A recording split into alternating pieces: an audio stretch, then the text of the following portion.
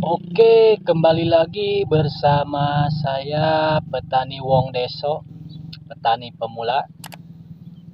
Kawan-kawan, sahabat tani, sekarang saya berada di lahan pertanian milik pribadi ya, milik saya.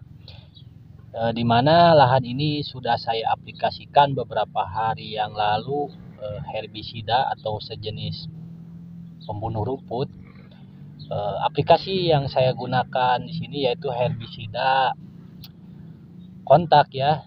Mengapa saya mengaplikasikan herbisida kontak? Dikarenakan saya ingin cepat-cepat menggarap lahan ini sehingga dalam waktu singkat diharapkan rumputnya bisa mati ya. Mayoritas penduduk di sini pada umumnya berprofesi sebagai petani, di mana penopang kehidupan masyarakat petani Kabupaten Garut khususnya Pasirwangi itu sebagian besar mencukupi kebutuhan sehari-harinya itu di sektor pertanian. Dapat teman-teman lihat saya sedang berada di lahan perkebunan atau lahan pertanian masyarakat di Kecamatan Pasirwangi, Desa Barusari. Dan ini adalah salah satu lahan saya yang sudah saya aplikasikan herbisida kontak ya. Jadi pada umumnya herbisida itu dibagi menjadi dua bagian ya. Ada herbisida sistemik. Itu herbisida sistemik itu seperti yang dijual di pasar-pasar itu, yang dijual di pasaran sekarang, sejenis Roundup, Elang, dan masih banyak lagi merek-merek yang lainnya. Namun pada umumnya herbisida sistemik itu mengandung bahan aktif yaitu glifosat ya. Sedangkan yang saya terapkan di sini ini adalah sejenis herbisida kontak yang berbahan aktif itu seperti Dichlorida Prakuat ya. Merek-merek yang dijual di pasaran itu banyak ya mengenai herbisida kontak seperti Gramuxon, terus Mantapson atau ya masih banyak lah Gramuxon atau yang lainnya herbisida yang memiliki daya atau cara kerja yaitu seperti cara kerja kontak ya. Ini dapat kita lihat ini adalah pertanian khususnya kebun saya yang sudah diaplikasikan beberapa hari yang lalu herbisida kontak, dan alhamdulillah ini adalah hari yang kelima ya. Rumput-rumputnya sudah mengalami atau dalam keadaan mati ya. Ini dapat kita lihat sekelilingnya sampai ke sana itu adalah kebun milik saya yang sudah saya aplikasikan herbisida kontak. Alhamdulillah saya sudah berada di rumah ya, sudah pulang tadi dari lahan, mandi dulu, baru makan dulu, dan sekarang kita akan lanjut membahas mengenai herbisida. Jadi seperti yang saya terangkan tadi di kebun, bahwasannya herbisida itu memiliki bahan aktif ya.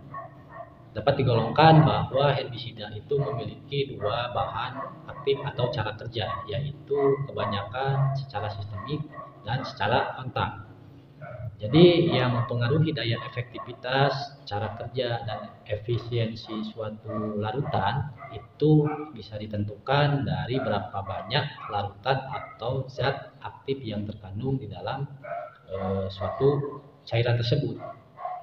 Biasanya ketika saya mengaplikasikan herbisida di lahan itu tergantung dari jenis gulmanya, yang kedua dari situasi lahannya, dan yang ketiga dari sisi harganya.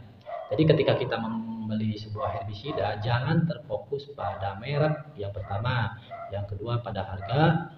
Namun ketika kita membeli herbisida itu menurut pengalaman saya petani pemula itu saya membeli herbisida itu dari sisi kandungannya dan efisiensi harga, sehingga kita dapat menekan harga produktivitas pertanian itu serendah mungkin tanpa mengurangi optimalisasi produktivitas tanaman yang kita tanam tersebut, misalkan tomat atau kubis, cabai, dan yang lainnya. Tiap merek dagang herbisida itu memiliki kandungan yang bervariasi atau berbeda.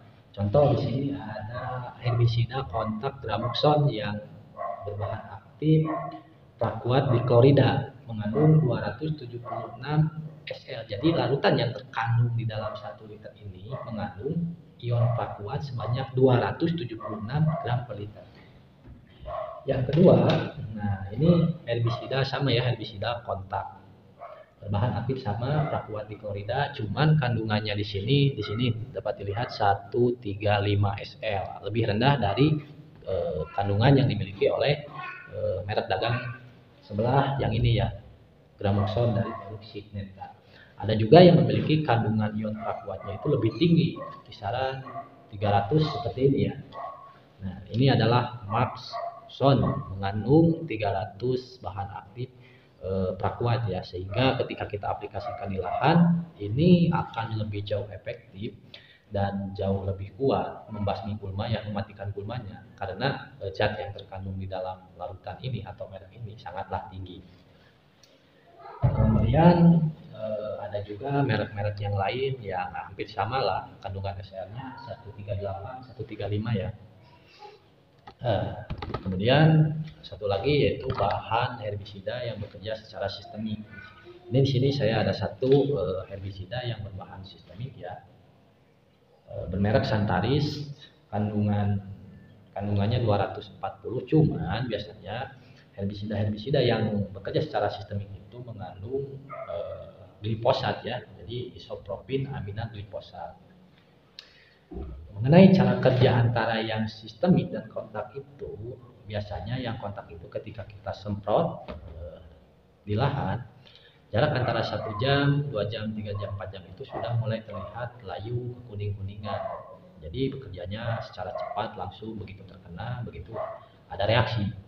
Namun ketika kita berbicara secara sistemik, biasanya membutuhkan waktu yang relatif lama. Mengapa membutuhkan waktu yang relatif lama? Karena cara kerja sistemik itu si zat aktif yang terkandung dalam herbisida itu diserap dulu oleh tanaman, kemudian dialirkan ke batang-batang tanaman yang lainnya sehingga racunnya menyebar melalui perakaran dan jaringan yang lainnya. Biasanya cara kerja sistemik itu 1 minggu sampai 10 hari itu sudah mulai terlihatlah gejala akan matinya kuning-kuningan. Namun saran saya buat para petani seluruh Indonesia, khususnya saya petani pemula, ketika kita membeli herbisida itu bukan dilihat dari mereknya, cuman yang pertama kita lihat dulu apakah kandungan yang dikandungnya itu sesuai dengan keinginan kita dan sesuai dengan kondisi lahan kita. Jadi ketika kita menggarap satu lahan, lihat dulu gulmanya, rumput-rumputnya, apakah rumputnya ini susah mati atau rumputnya itu tinggi-tinggi dan lain sebagainya.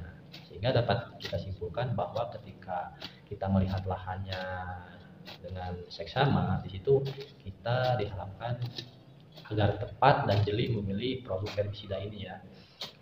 Satu dorongan dari saya, jadi motivasi dari saya ketika saya membeli herbisida untuk pertanian saya, biasanya yang pertama murah, yang kedua kandungan bahan aktifnya itu tinggi, meskipun mereknya tidak terkenal, tapi ya itulah realita kehidupan petani Indonesia ketika harga sayur mayur melonjak dan harga kebutuhan pertanian seperti herbisida, fungisida, insektisida dan pupuk itu melambung jauh. Jadi antara input dan output, antara pengeluaran petani dan penghasilan petani itu tidak seimbang. Mudah-mudahan dengan adanya kita sharing sesama para petani, khususnya saya dan untuk rekan-rekan petani seluruh Indonesia, ketika ada masukan maupun saran, tolong tulis di komentar dan jangan lupa bagikan video ini kepada yang membutuhkan ya. Saya membuat video ini bukan semata-mata untuk menggurui ya, bukan semata-mata untuk menggurui, tapi hanya sebatas berbagi, karena berbagi itu indah dan bukan semata-mata saya pamer ataupun apa, tapi ketika kita memberikan suatu pengalaman kepada sahabat-sahabat dan rekan-rekan petani, mudah-mudahan apa yang saya alami ini menjadi solusi, dan apabila ada kesalahan yang saya terangkan itu murni dari kesalahan saya karena saya masih belajar. Namun kepada suhu-suhu atau guru-guru yang senior yang sudah menggeluti bidang pertanian puluh-puluh tahun, mohon tulis kritik dan sarannya ya di kolom komentar. Sekian dulu video saya mengenai pemaparan masalah herbisida ya. Sebenarnya masih banyak lagi jenis-jenis herbisida yang beredar di pasaran ya. Ada, jadi setiap biasanya herbisida itu saya mengulas sedikit. Mengapa mengulas sedikit? Karena biasanya ada herbisida untuk membunuh gulma di awal pas persiapan lahan. Ada juga jenis herbisida selektif ya. Jadi herbisida selektif seperti yang diterapkan pada tanaman cabai, tanaman kentang, tanaman wortel, tanaman kubis itu berbeda lagi ceritanya dan berbeda lagi kandungan yang terkandung di dalamnya.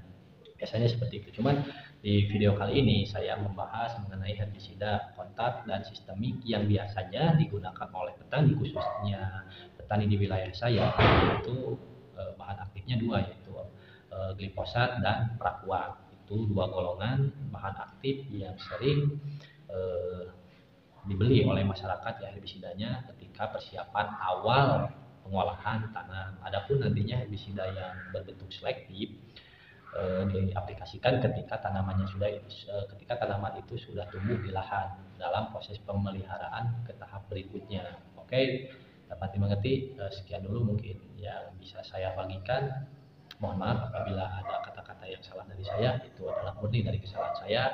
Namun apabila ada teman-teman yang merasa video ini bermanfaat, mohon bagikan ke teman-teman yang sekiranya membutuhkan, dan apabila ada para petani senior atau guru-guru kita yang lebih paham mengenai penjelasan mengenai herbisida dan cara kerjanya, tolong tulis di komentar di bawah ini. Oke. Mantap, petani jaya dan harus berkarya. Oke.